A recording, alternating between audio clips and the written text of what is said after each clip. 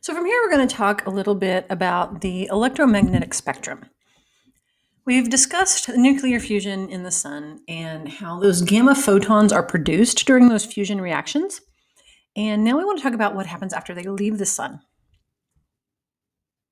So at the end of this lesson, you should be able to define the electromagnetic radiation and identify different types of waves and their properties. Remember that fusion in the core actually gives off high energy gamma rays. As these gamma ray photons make their random walk journey to the surface of the sun, they are continuously absorbed and re-emitted to lower frequencies. So that by the time that they get to the surface, their frequencies may have changed significantly. Electromagnetic waves are waves that can cause charged particles, like electrons, to move up and down. So this would be a transverse wave, where the matter is moving in a perpendicular direction to the direction of travel. These waves have both electrical and magnetic properties and can travel through gases, liquids, solids, and through the empty space or vacuum. All electromagnetic waves travel through space at nearly 300 kilometers per second, and that's what we know as the speed of light. As we said before, the gamma photons created in the core during fusion often have their own frequencies changed. So if the speed of the wave is constant, then changing the frequency will change the wavelength of the wave as well. Increasing the frequency will result in smaller wavelengths, while decreasing the frequency will result in larger wavelengths.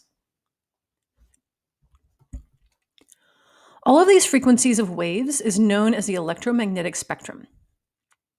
By the time these waves get to the surface of Earth, their frequencies are almost only within the infrared, the visible light, and the UV spectrum, although we do get some from the other wavelengths as well. The electromagnetic spectrum is generally divided into 7 regions in order of decreasing wavelength and increasing energy and frequency. So notice that the wavelength is short over on the left, and the frequency would be really high. So as it moves to the right, the wavelength is getting larger. So what happens to the frequency? If you have larger waves, there are going to be fewer going by you in the same amount of time, so the frequency goes down. So let's start with radio waves. Radio waves are the lowest energy of the electromagnetic spectrum, and they have frequencies of up to about 30 billion hertz or 30 gigahertz. Wavelengths are greater than about 10 millimeters, or about 0.4 inches. So they have the longest wavelengths and the lowest frequencies. Unfortunately, the telescope there on the left, the Arecibo telescope in Puerto Rico, collapsed recently. So that is no longer a way that we can receive that radio spectrum. There is, however, in Arizona or New Mexico, now I can't remember, the Very Large Array there on the right. It's a series of radio telescopes that move along on railroad tracks. So you can arrange them in different patterns and collect different amounts of frequencies. So if you think of a radio wave, when you think about the scale, we're talking about human size, right? We're talking about really, really big waves. One thing that we do use them for, that you use probably about every day, is in GPS. GPS measure the time it takes for a radio wave to travel from your phone, for example, to the satellite and back. And that will let them determine how far away that satellite is. If you ping more than one satellite, then you can determine your location on Earth. An MRI, or a magnetic resonance imaging, uses short radio waves with a magnet to create an image. So we use those radio waves primarily for communications, including voice and data, but also for medical reasons. So moving down in wavelength, we find that microwaves have frequencies from about 3 gigahertz, or 3 billion hertz, up to about 3 trillion hertz, or 30 terahertz. The wavelengths work out to be about 10 millimeters to 100 micrometers. These are very useful in exploring the cosmic background radiation of the universe. It's one of the ways that we can map what is going on everywhere else but here. If you think like the size of a ladybug, that's kind of a good scale to think about with microwaves. Microwaves are used for high bandwidth communications, like your cell phone. We use them for radar. We use them as a heat source in our microwave.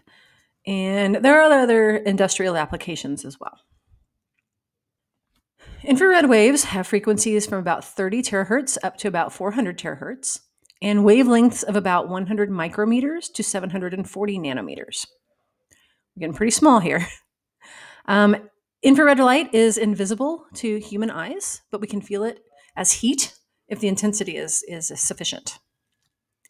The Spicer telescope has mainly an infrared camera in it, so you can see down there the different pictures of our galaxy based on those different infrared pictures. Think about your pencil lead. That's kind of how small we're getting. That's the largest one, and it gets smaller from there. Again, infrared waves are used as heat waves. So that's when you see something heated, like in a restaurant, that's the type of waves that they're using. We have an infrared camera in our doorway right now to see whether or not you have a fever. That's the type of wavelength that it is measuring at. Visible light has frequencies of about 400 terahertz to 800 terahertz and wavelengths of about 740 nanometers to 380 nanometers. More generally, visible light is defined as the wavelength that are visible to most human eyes. So this is the only part of the spectrum that we can see directly. And this is what we know of as light. We use regular telescopes. These are Kitt Peak and some of the telescopes at the top of Mauna Loa in Hawaii. And again, those are just looking at those visible spectrums. And we're going to talk a lot more about this, so we aren't going to say a whole lot about visible light right now. Ultraviolet light has frequencies of about 10 to the 14th to 10 to the 16th hertz and wavelengths of about 380 nanometers to about 10 nanometers. UV light is a component of sunlight. We cannot see it. We can detect it. For example, the Hopkins UV telescope and the SOHO telescope that looks at the sun. It carries a lot more energy than visible light. It's similar in size to cells. So now we're getting pretty small where we cannot see the size of those wavelengths. It has numerous medical and industrial applications, but it can definitely damage living tissue. When you get a sunburn, that's what's happening is those UV rays are hitting your cells and it's actually burning your cells.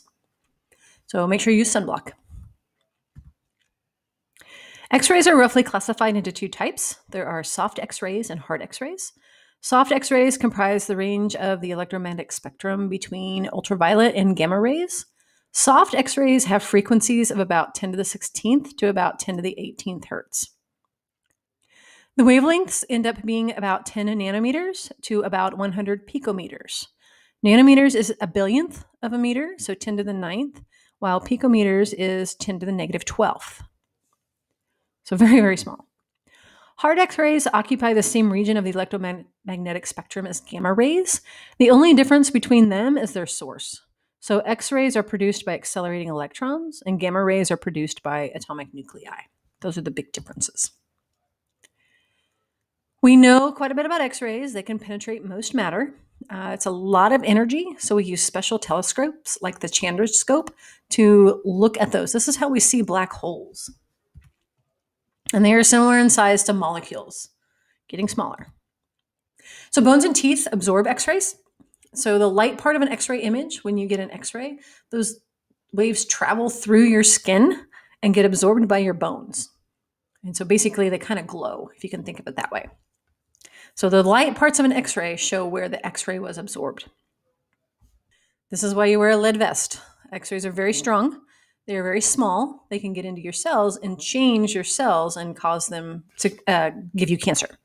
So when you go to get an X-ray, pretty much anything that is not being X-rayed is covered by that lead vest.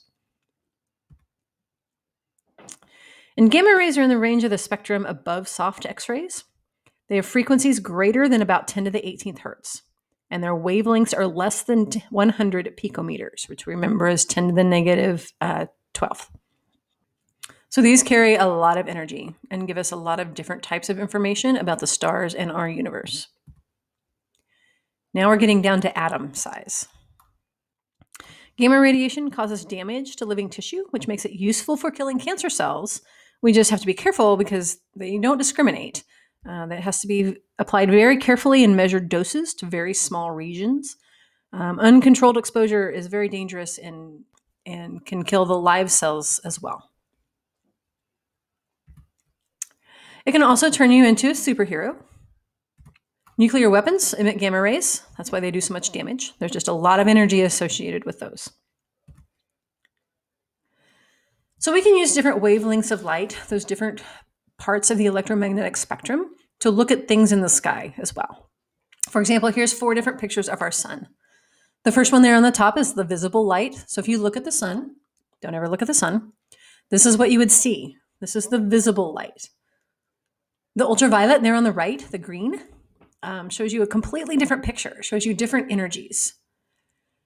And then X-rays are really useful for the outer layer of the sun. The corona of the sun is where a lot of the energy comes towards Earth. So we use that, those X-rays, to see pictures of our sun and kind of give us an idea of when those energies are going to come this way. So now you should be able to define electromagnetic radiation, and you should be able to identify different types of waves and their properties.